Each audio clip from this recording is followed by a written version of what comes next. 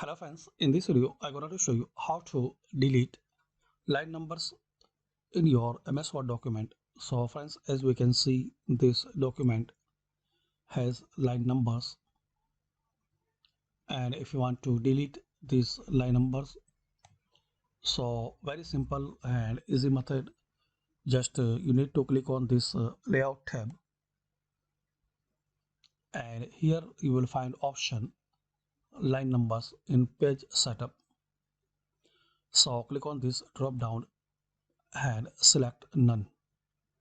To delete and remove line number, select none. So as we can see now, line numbers is deleted from this section. If your document has some section, so you can delete and remove as section wise. Now this is the second section. Click in this section anyway and then select none. So that's it friends. By this quick and easy method, we can know how to delete line numbers in MS Word document.